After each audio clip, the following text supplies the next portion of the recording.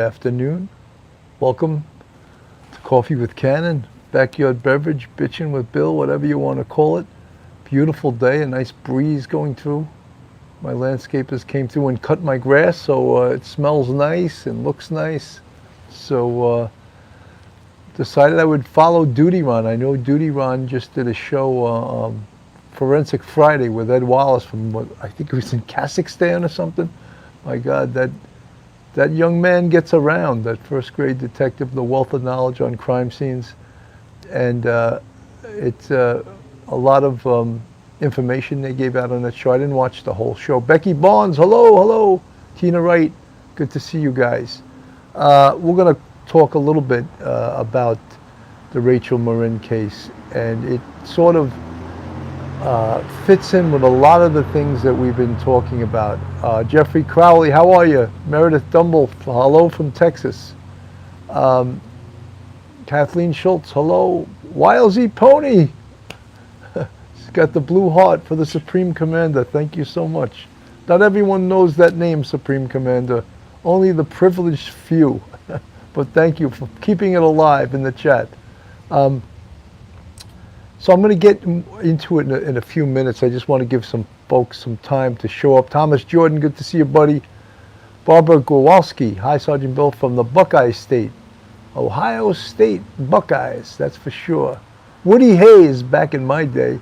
Remember Woody Hayes was the head coach of Ohio State, and he punched a player on the other team, and that was the end of Woody Hayes' career. And even the other player on the other team didn't want him to get fired for it. He stood up for Woody, but it was pretty horrendous that the opposing coach goes and punches another player.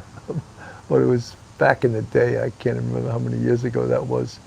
Woody Hayes, he was famous for being the head coach of Ohio State, a sort of short, gruff guy that was a legend. Sylvia Bronze, hello from Denmark. How are you? Good to see you. From D, hi from Ireland. I haven't seen a lot of people manifest from Jacqueline Johnson. Hi, Professor Cannon. I love when you call me that.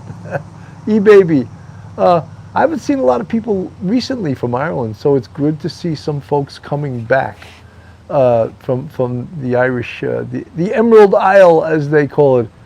He was born and raised in Ireland. Jack Duggan was his name. He was his mother's only son, a wild colonial boy. Just threw just a little melody in there. Belfast, Northern Ireland, where the Troubles were back in the day. That's what they call it, Belfast, Ireland. I've been up in Cushendall. That's north of Belfast, right? Cushendall. It was a beautiful town. Bill, a guy on TMZ and said he'd been told the cops about Rex. You know something?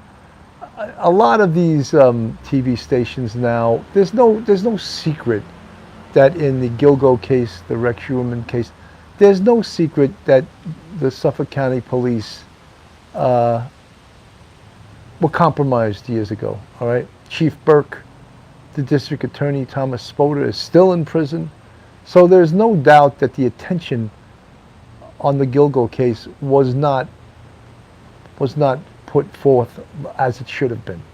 So they did not put the amount of attention that was necessary. Even when Rodney Harrison took over, he said, when I found out and I spoke to the lieutenant of homicide from Suffolk County about the case, and he told me only one detective was assigned to the case, and that detective, he was still catching other cases. So yes, we all know this stuff. This stuff, of course, is going to really become an issue if and when they start finding additional bodies that perhaps could have been prevented by an earlier arrest of Rex Schumann. So far, they haven't definitively connected other cases to him yet. Of course, we have the Gilgo 4, and so far, Tina Wright, yes, this is my backyard. That's why it's called backyard beverage. E-Baby, yeah, they dropped the ball a long time ago, but the new regime, Rodney Harrison, who is the police commissioner, and the district attorney, Ray Tierney, they've chosen to sort of not go there, to gloss over that, and to concentrate on the here and the now and the successes they most recently have. Jennifer Ashworth, hello from Sergeant Bill from Santa Monica. Beautiful place, Santa Monica, California. Just beautiful. I've been to, what's the other place? Not Santa Monica, not Santa Barbara. All the stars live there too. I can't think of it now. My wife's uncle lives there. All Pacific Coast Highway. Lori Clarkson, there's no excuse for any case going 20 years unsolved. No, Lori, there are cases that never get solved. So that's not totally true. But this case was solvable. And when Rodney Harrison was initially interviewed, he said, I believe every case is solvable. Unfortunately, that's not Malibu. That's it. Casaria. Thank you, Malibu. Lovebug 53. Hello, how are you guys? Crafty Chris, hello, Bill, listening while working. That's great. Turn it up turn it up wherever you work. Let everyone hear it. Let them become police off the cuff real crime story fans, subscribers, friends, and everything else. So let's get to the Rachel Morin case. And Duty Ron just covered this. I believe he went on the air at 12. Himself and Ed Wallace with the show that they call Forensic Friday. And they talked about this case. And one of the, we know about this case, a mother of 5 was taking a walk. Just taking a walk, like in a park, you know. Taking a walk in Harford County, Maryland. That's the police department who's covering this. So she's taking a walk, and some savage comes upon her and attacks her. We don't know specific details of how she was killed, but it appears if someone is dragged, and these are unconfirmed details, the police didn't confirm them, a witness, a man, this is according to the New York Post article, a man who claimed his stepdaughter, Rachel Morin's friend, was the first person to find the body, said it appeared as if the victim's head had been smashed in with a rock before she was dragged into a drain tunnel, leaving a long blood trail behind. Police have not confirmed that account. If that's the details, if that's a true detail to this horrific attack, was robbery a motive? Most robbers use enough force, take the property, and they flee, they run away. This appears to be something entirely different than that. And initially, as in all homicide cases, the police focus upon the people closest to Rachel Morin. And the person or persons closest to her was her boyfriend, a gentleman named Richard Tobin, who had a sort of a lengthy criminal history himself. So I would know, in fact, when I first heard about this case, I immediately said, it's him, he did it. And as they started to investigate the case, it showed that he was cooperative. He was quoted in the New York Post as saying, I hope they find this scum of the earth. He wrote in a Facebook update after the Harford County Sheriff's Office released the video. And we'll talk about the video. Because what we talk about a great deal on this show and other real crime or true crime shows is the science of investigation. And we talk about DNA a great deal. A great deal of time we talk about DNA. And in this case, the DNA from this attack, and we don't know the DNA source on the body of Rachel Morin. Was the source skin cells, the perpetrator's blood, his hair, semen? We don't know. because the police didn't release that, and rightfully so, they didn't release it. However, they get his DNA and they put it, from what I understand, they submit it to the CODIS database. And this is where the teaching comes in from my show and from shows like Duty Ron. I've said this 1,000,000 times about the CODIS database. While a Z-Pony, I don't call the perps gentlemen, I call them mopes at best. You're right, Wild Z-Pony.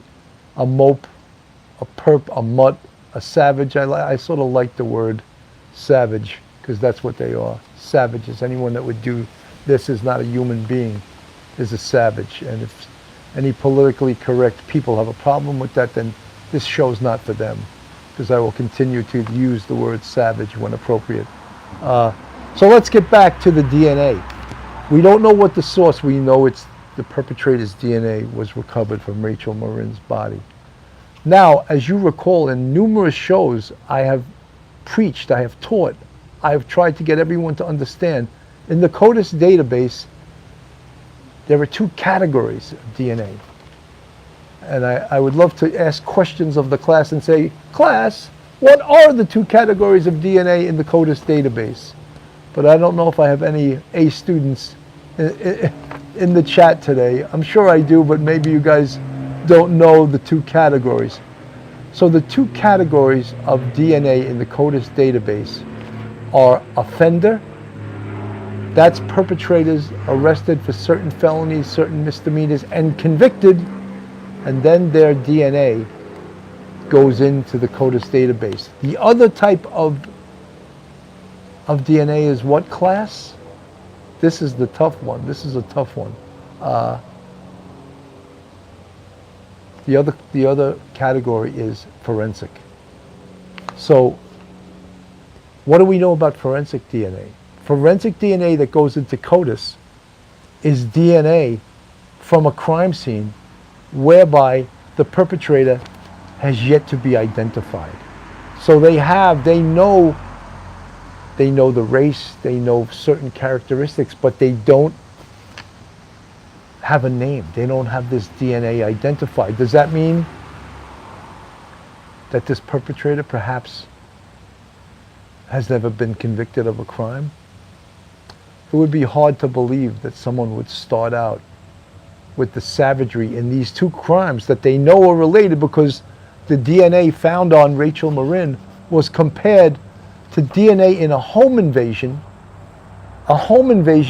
in the Los Angeles, California area, where a 14-year-old was home during the home invasion. What does home invasion actually mean, all right? Well, that's where people always get confused. Burglary simply means knowingly and unlawfully enter or remain in a building with intent to commit a crime. That's a burglary, a straight out burglary. Then there are aggravating factors that raise the level of the crime. So my neighbor has to be cutting his lawn during Coffee with Cannon. I should shut him down. I wish I could electronically shut off his lawnmower. So anyway, that's a burglary. And then there's aggravating factors that raise it from burglary 3 to burglary 2 to burglary 1. Now, when they're talking about a home invasion, that's a burglary when someone is home. Now, if you burglarize someone's apartment in their home and you remove property forcibly, it immediately becomes a robbery. Is it still a burglary? Yes. But if once you forcibly remove property from someone, it's a robbery. So robbery, it's a burglary, and it turned into a robbery. In this Los Angeles crime, with the 14-year-old girl home during what's described as a home invasion, might she have been sexually assaulted? I don't have any inside information on this. The police aren't releasing certain things, and I praise them for that. I praise them for not releasing this, because it's important that they get a shot at this guy once they get him in and they get to interrogate him. And hopefully he'll confess to his horrific crimes. So now we have 2 cases. One, a murder of Rachel Morin, and potentially during the course of that murder there could have been a sex crime. I don't know the source of the DNA, whether the DNA again is blood, saliva. Wilesy Pony says she loves my classes at Police Off the Cuff, Professor Cannon. Thank you so much. I really hope that you guys get something out of this, because so that was remember we said that CODIS, so this guy, whoever this identified DNA is, they identified his DNA as linking it to two cases. And there's more. The case in Los Angeles, California, he's caught on a camera, on like a ring camera, leaving the location, but just the back of his head and his body, he has no shirt on, as he flees the location like most savages do, right? So he flees the location. So they're saying, they're giving a description, a generic description. They say he's a male Hispanic, about 5'9", about 160 pounds. Now, they can build that information from DNA, actually, and they can predict who he is, where he's from, where his relatives are from. Now we get to the real deep scientific part. And that deep scientific part is, and I love this science, it's just amazing. Investigative genetic genealogy. What are they going to do with this DNA regarding investigative genetic genealogy? Remember just the other day, I was talking about atreon Labs, a company in Texas that made the identification in the Brian Koberger case. Remember the skin cells on that knife sheath? They did that. I believe they were involved in the Gilgo case in identifying some of the DNA in those cases, potentially the DNA lifted from the pizza slices. So that is investigative genetic genealogy. Now, with these two cases where they have identified DNA, now they're going to build what's known as a family tree. And it doesn't, they can't, I don't know the speed in which they can do it. I'm sure it's not as fast as we would want it, because let's face it, this savage is roaming the streets among us. This savage is walking around the streets of Maryland. But he has links to Los Angeles, California. He has links to the Hispanic community. And no, does that mean that, no, that's his lineage, right? That's his background. So obviously, because they know right now from the video, he appears to be a male Hispanic, and they also have 2 samples of his DNA. So here's a dangerous, dangerous predatory animal roaming the streets. And you know something? I just want to mention this because I think it's worth mentioning. Remember I said how not all forensic cases are tested? Remember I said that? And in this case in Los Angeles, obviously they sent the evidence to be tested, for the DNA to be tested, because it was in CODIS. So they did what they were supposed to do. Not all municipalities do that. So luckily, the Los Angeles County Police Department submitted this DNA to the FBI into CODIS, and now it compares to another crime scene. And that is what forensic DNA is. Do we have the perpetrator ID? No, we do not. We do not. So we can't stand up and put our hands in the air, touchdown. No, there's still a lot of work to do. And we want to know, you know, one of the things that would be the greatest thing on earth would be if this individual got arrested for something else and they asked him, because we know we just can't automatically take his DNA until he's convicted, right? And they asked him, would you submit to a buccal swab? Remember that in the Rex Schuerman thing? a judge ordered the buccal swab. So what if they asked him to voluntarily, if he was arrested? Most likely he would turn it down. He'd say, no, I'm not voluntarily giving up a DNA sample. So then how do we proceed from here? How do we catch this predator? Joyce Eisenhower, you know something? I watched I agree with you. It seemed like there was, you know something? That might not be uncommon. The victim could have been so terrified that she could have closed the door to speed up the closing of the door. You're right, it did look like there was someone on the other side of that door that physically closed that door, but that would not be unusual at all for a victim to push that door closed. Not unusual at all. So I agree with you though, you're right. Wendy Kraft, yeah, I think that, you know something, think of human nature. If this person just invaded your home and assaulted you and he's leaving out the door, you want to help that door get closed and lock it as soon as you possibly can, right? So I don't find that to be unusual or suspect.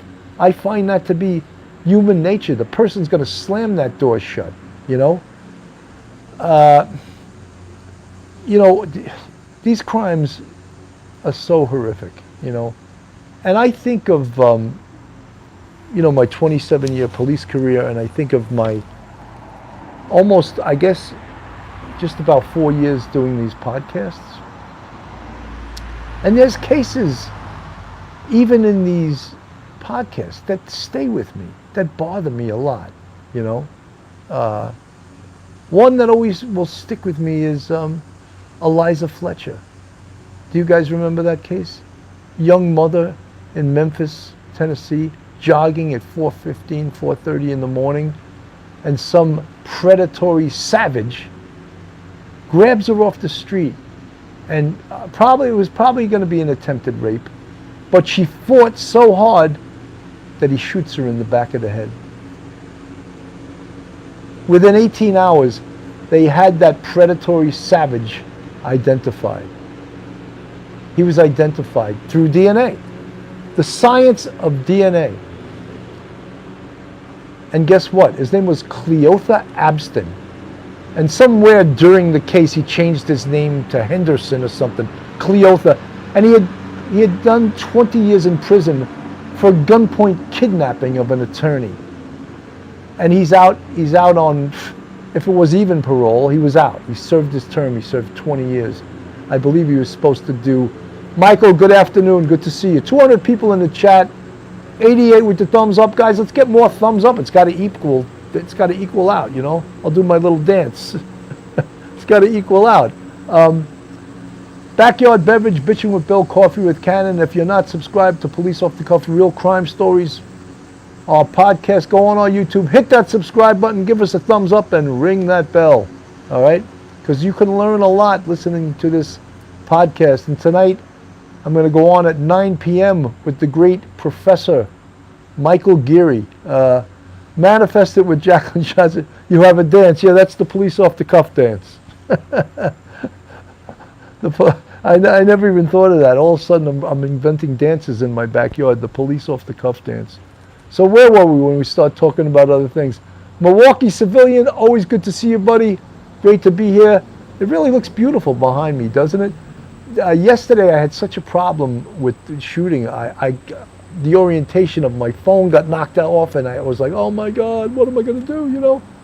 Elena Gonzalez, good morning, bitching with Bill. Yeah, I'm not bitching too much today. I'm trying to address some of the world's problems rather than my own. But what do you think about the Cry-X guy? I'm not sure what you're talking about right now. Guys, I'm doing so many things right now, and the Gilgo case, of course, is, I'm actually going to go out. I'm supposed to be going out Monday to Gilgo, and I was invited to be on a documentary shot by People magazine, and they want me to, I won't tell any more because I don't know what they want me to tell, but I'm going to be on a documentary that's going to be part of People magazine's documentary. So that'll that should be pretty cool. Carmelita, thank you. Also, sometime in September, I forgot they sent it to me. I did an episode of New York Homicide, and I'm going to be on an episode. I think it was September 23rd.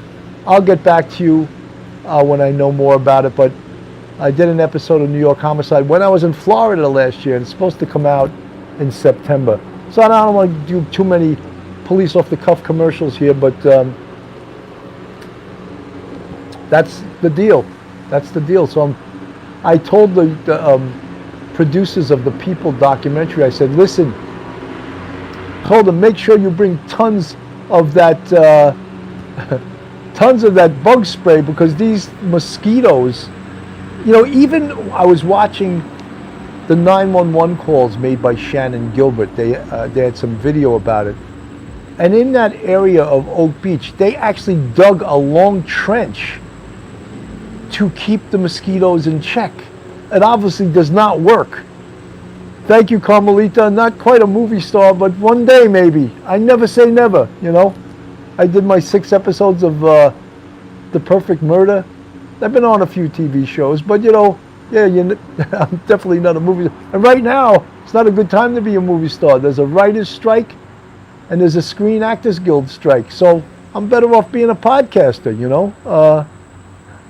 So yeah, it's a bunch of people have been on that New York Homicide show. Scott Wagner, who's a friend of the show, he was a detective from the 2-3 squad that worked with me. His episode's coming up real soon. Carmelita, I'm still finding work. No, the work is actually finding me. I didn't look for this work. Someone called me up and said, oh, someone recommended you from your podcast. They didn't tell me who. They said, you're really knowledgeable, you're former homicide. I said, yeah, all of those things are true. So they offered me this thing this Monday, so I got to drive out there and even wear a suit, I think. I got to put one of my old suits on. And I just lost 11 pounds, so I hope that my suit still fits me. I don't want to see these guns loose in the suit. I like when the guns are tight against the arms, you know. There's some humor, guys. I'm joking, you know, but so can't wait, Carmelita. Can't wait to watch them all. Well, thank you. So we're still talking about the Rachel Morin case and the connection to the case in California. It's, you know, luckily, you know how I always say when I do my shows, the Police Off the Cuff, Coffee with Cannon, I always say that investigation is an art and a science. And I preach that every single day of the week, every single day of my life. It's an art and a science. And the art part of it, of course, is the work that the detectives do, the work that the police do, setting up the crime scene, interviewing people, doing the work that people don't see, you know, the real meticulous work in that case folder. For example, the cell phone work, the burner phone work. How meticulous do you think you have to be to do that kind of work? Really tough. You have to have an eye for it. You have to have an ear for it. I never did. I wanted to be out in the street. I'll go get the guy. You know, that was what I liked because my background in anti-crime for 6.5 years. But I so appreciated and I understood the investigation pretty well. But my part, I always felt that, you know, I like the cop part of it. I always want to be the popo. I want to be the police, as they used to say in Harlem. Are you the police? Yeah, we're the police, you know. And that's the part of it I always enjoyed, you know. Some Lori, you're going to pull some weeds in the garden and not watch? What a shame. It's just scary that he got across the country with, you know something, when you think about the perpetrator in this case with the murderer of Rachel Morin, and what a shame, a mother of 5, you know, a successful business person. It's just that someone travels across the country, a traveling savage, commits crimes on the West Coast and then comes and commits crimes on the East Coast. It's just horrific. Amy in Boston. How are you, Amy? Good to see you. Lieutenant Pete. Agree, Bill, collar time, the best time. That's right, Lieutenant Pete. That's the guys, the street crime guys, the warrant guys, the fugitive enforcement guys. Those are the guys that are going to go out and get the bad guys, you know. And unfortunately, in New York City, the street crime unit doesn't exist anymore. You know, no more street crime. The bad guys won. Not the bad guys specifically, but the politicians that like the bad guys better than the good guys. You know, because of the recent news from the Northeast, I think that this perpetrator who attacked Rachel Morin, I think he's a sex offender. I really do. That is my take on this. He's a serial sex offender. And if a victim resists hard enough and long enough, he will overcome that resistance and kill that person. So, but I think he's a sexual predator. And I think that's probably what occurred in Los Angeles. A horrific, a 14-year-old girl was his victim there in what's called a home invasion.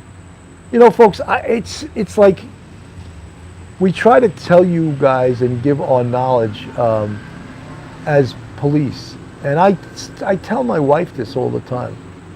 My wife loves to keep all the doors open in the house. All the doors. And I say, stop doing that. And she's always, oh, it's so, I don't care how beautiful a day it is. Do not do that. You know, all you have to have is some opportunist driving by, sees the door open, oh, let me get into that house.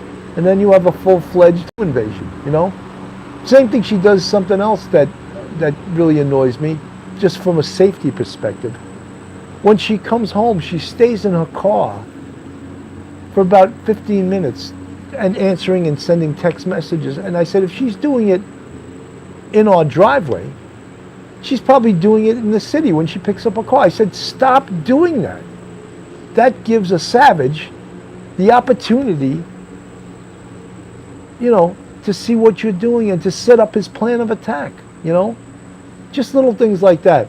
People that are glued with their head stuck in their cell phone. Do not do that. People that have to be on their cell phone 24/7, they got the earbuds in, they're talking, they can't put that damn thing in their back pocket, or for you females in your pocketbook. Get off the damn phone. Smell the roses. Look up at the street. Look up at the car that would have just hit you if your head was buried into that damn phone. Annoying to me in my gym, and I don't know now, is it millennials or Generation Z? I don't know what they're called anymore.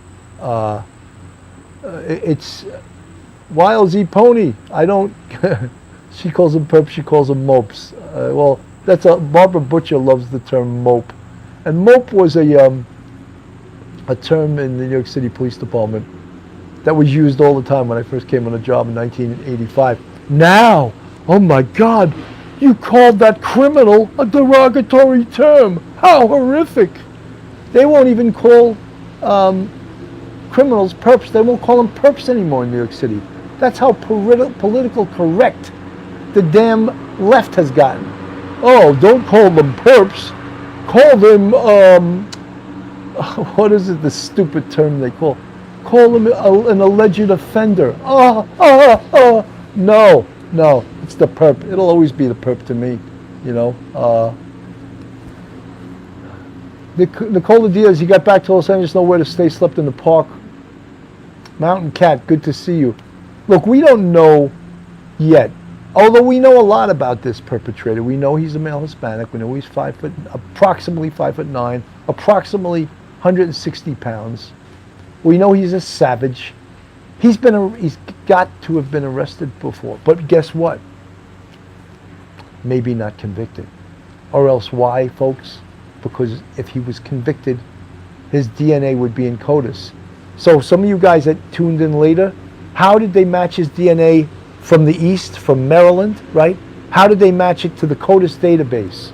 If you weren't listening, I'm going to tell you how. Is there anyone in the chat that could answer that question? If his DNA wasn't in the offender database in CODIS, how was it in CODIS at all? Alana M wasn't listening. So look, all these free lessons, these college lessons I'm giving you guys, you're not listening. You're not going to take anything away from this. You're not going to take your knowledge away and say, oh, I learned something new today.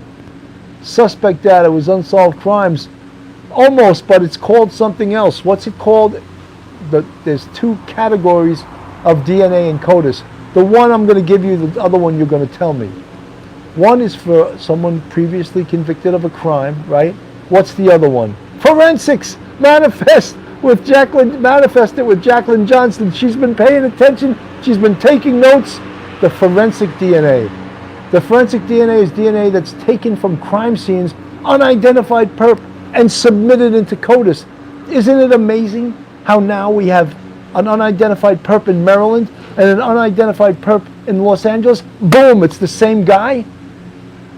Isn't that science unbelievable? Manifest, I love to learn, Professor, thank you. Forensic, Big Bird, you got it too. Jeffrey Crowley, yes, it's forensic. Now I don't know who got it, I think. Hey y'all, Reed is on the air. Alana M, you got it right. Someone convicted of a crime, certain crimes goes into CODIS. And for the second part, third part bonus, who runs CODIS? What law enforcement entity runs CODIS? Guys, no answers in the chat? Look, the CODIS, no, FBI, Alana M, Jeffrey Crowley, right, the FBI runs CODIS. The CODIS guys, someone just asked, can DNA from New York be compared to DNA in California? CODIS is a national system, right? So could someone in Europe's DNA be in it? No, it's national, not international. Run by the FBI, all right? So yes, it's a national system. So, oh, the other thing, and I heard Ed Wallace say this on, I heard Ed Wallace say this on Duty Ron's show, Forensic Friday, just earlier. Someone in New York, and I'm not sure exactly who it was because I spoke about this a couple of years ago with Barbara Butcher. One of the problems with serial rapists is that if they didn't get caught, and I believe, and I could be wrong, but I think the statute of limitations to prosecute a forcible rape, I believe, I could be wrong, if someone knows, let me know, I think it's 10 years. So if a case of a rape first degree, if the evidence was sitting somewhere for over 10 years and the perpetrator was caught, he gets away with it because manifest it with Jacqueline Johnston. You could be right. I'm not saying 10 years is right. I'm guesstimating. If someone can look it up, what is the statute of limitations for rape first degree in New York? Please let me know. I'm not on my computer, obviously.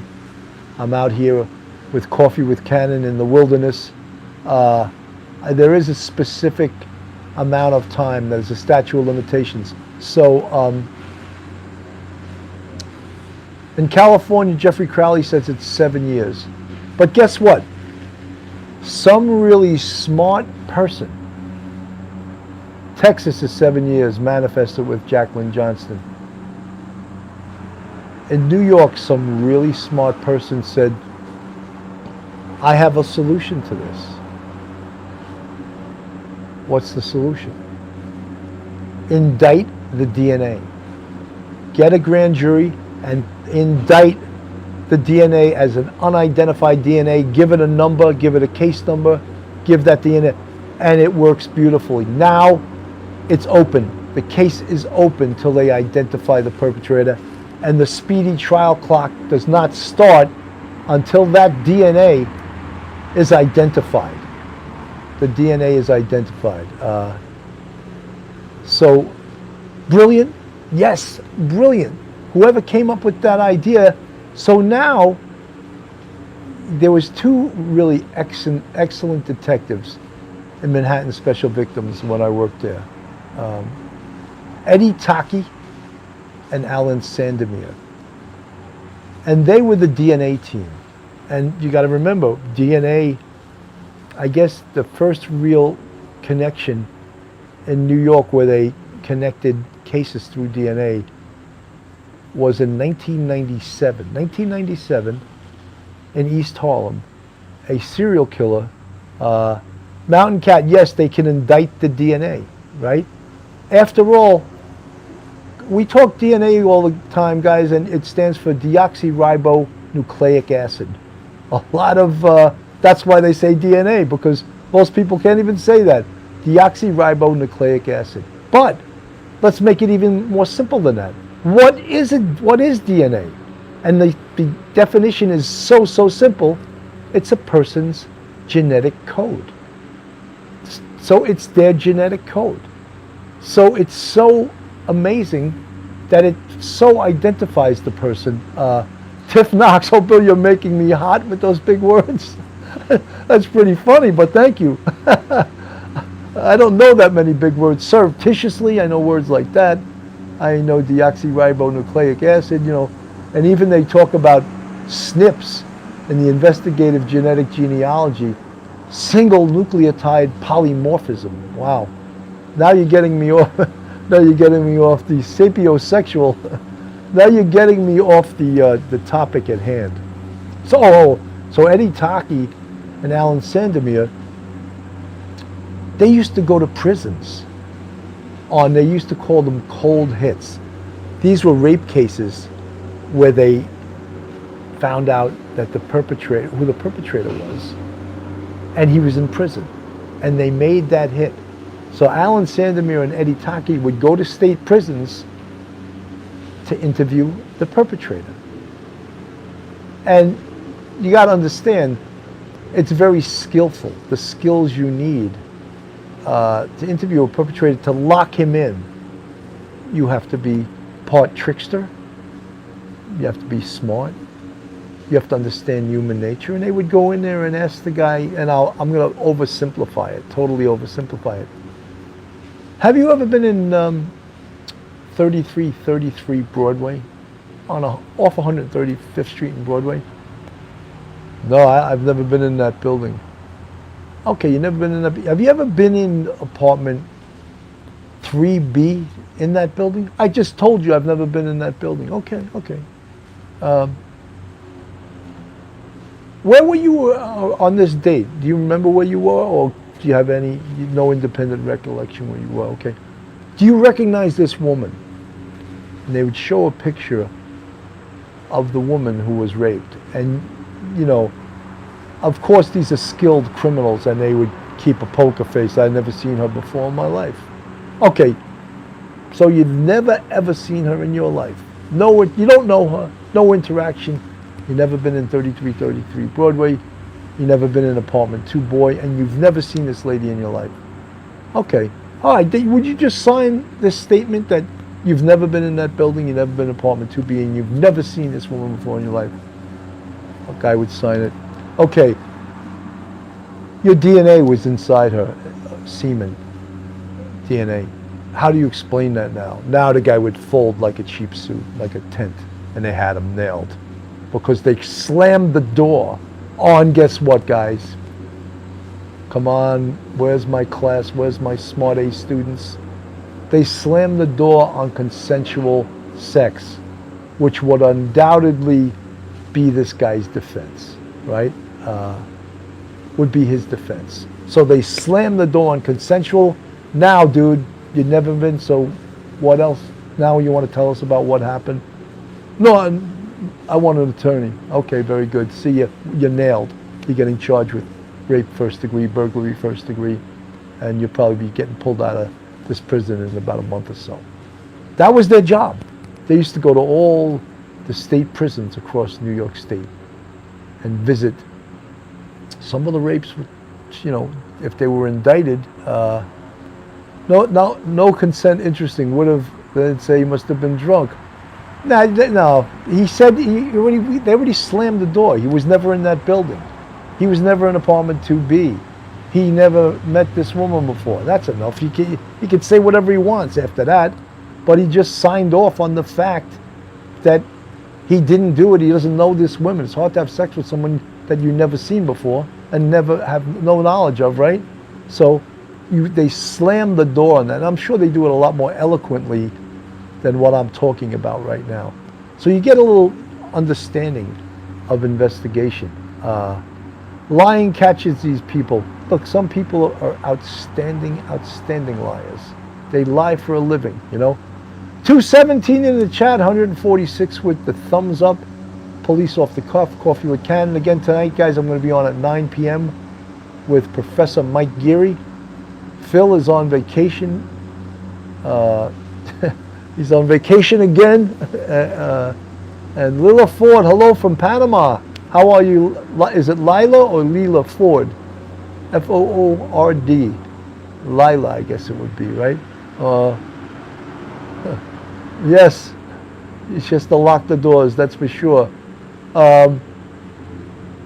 City Surfer, no, I don't miss, you know something? When you move on in life and you go, like I did almost 27 years in the NYPD, that was enough for me. I don't long for that life anymore. I don't long for doing that work anymore. I did it. I did enough of it. And I had a great career. And I don't long to go back. I think in life you have to move on, you know. You have to move on with your life, and you can look back fondly, but you can't live in the past. You know, I'm doing this now. I like doing this, right?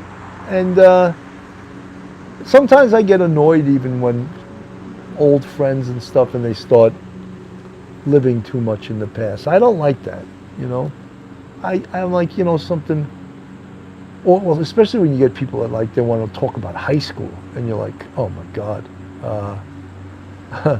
City Surfer, me either. Love to you, dude. Thank you, buddy. I appreciate that, because I think life is what happens in the now and what you're going to do tomorrow, and you know, and hopefully tomorrow comes and you're alive and healthy and all that. I don't think life is what happened last year. You know, you got to move on. You got to, you know, do different things, you know. So Julie Wilson, you do great things. You know, I missed, someone told me, said something bad, really horrific in the chat, and I missed it, and I wouldn't, if I see it, Mystique, I'm sorry. It went by so fast. I see someone addressing it in the chat. Mountain Cat, he doesn't remember high school. Well, I'm coming up in 2025. Gayla Dennison, thank you. In 2025, I have my 50 high school reunion. I will go to that. I think that could be fun, but I think that's it. That's it. After 50, there's no need to go to any more high school reunions after that, right? You know, people start dying off too, and it gets a little depressing, you know. So 50, I'll make it to that. And Alana and my best friends are from high school. Alana, that's fine. I just don't think you should live in that time period. You know what I mean? I still have friends from high school. In fact, when I went out last week to Long Island, that's who I was hanging out with. Friends from when I was 12 years old. So that's fantastic, you know. But I just don't believe in living in the past. And, you know, it's okay to, you know, to sort of reminisce. That's fine. I'm not telling anyone what to do. I'm just saying, I think you got to live for the now and for the future more. That's all I'm saying, you know. I have a ton of friends from high school. We don't talk about high school very much, Mountain Cat. You know, you can talk about whatever you want. I'm just telling you my feelings. And you know, again, Holly Golightly. I love that name, Holly Golightly. Isn't that so nice? Guys, 49 minutes have gone by already. It's amazing. There is a skill to this, believe it or not, that I could just keep talking like some radio DJ for 50 minutes straight. Amy in Boston, please come to Boston for the springtime. I'm staying here with some friends and we got lots of room. And you can sell your paintings on the sidewalk outside some cafe where I'll be working soon. Please come to Boston, she said no. Won't you come home to me? Guys, all right, I'm at 49 minutes, 40 seconds. I'm going to start saying goodbye. Hopefully tune in tonight at 9 p.m. I'll be on with Professor Mike Geary, and it'll be great to see all you guys there. Have a great day. It's a beautiful day today, and God bless. We'll talk soon.